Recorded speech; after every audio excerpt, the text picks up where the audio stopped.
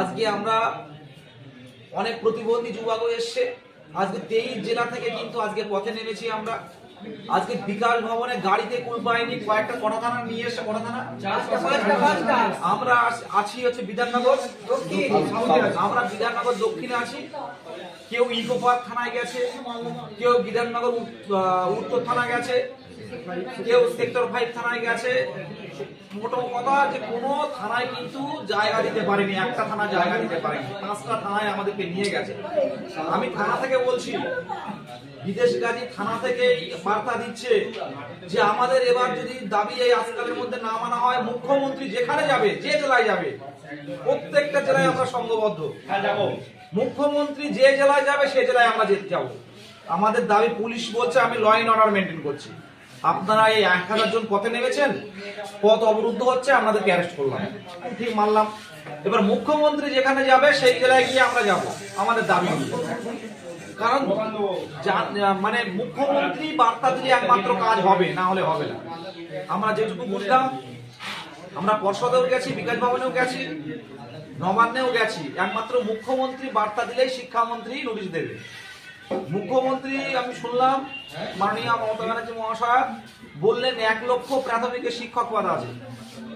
আমাদের 1 লক্ষ নয়, আপনি যে কয়েকজন ডিএলএড টেট পাস আছে, খুব কম সংখ্যক ডিএলএড পূর্ণ প্রশিক্ষিত 24 মাসের টেট পাস আছে।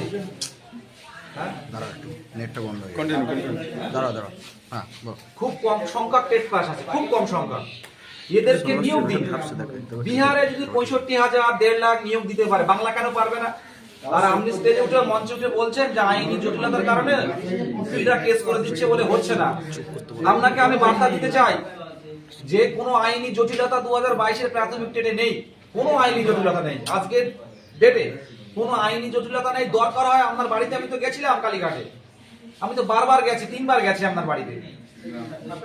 সুতরাং আমাদের সঙ্গে আলোচনা করুন, আমি এই বার্তা দিতে চাই, আমাদের সঙ্গে আলোচনা করুন।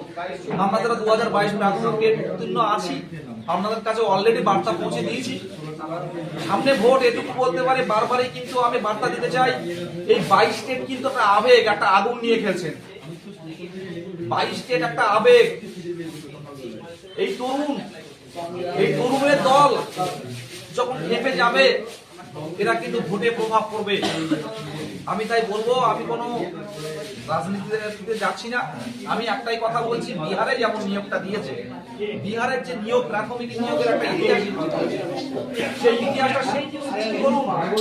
আজকে কিন্তু সব জেলা থেকে, আজকে 23 জেলা থেকে খুব কম সংখ্যক স্টুডেন্ট এসছে, মানে হবু শিক্ষক শিক্ষিকারা এসছে।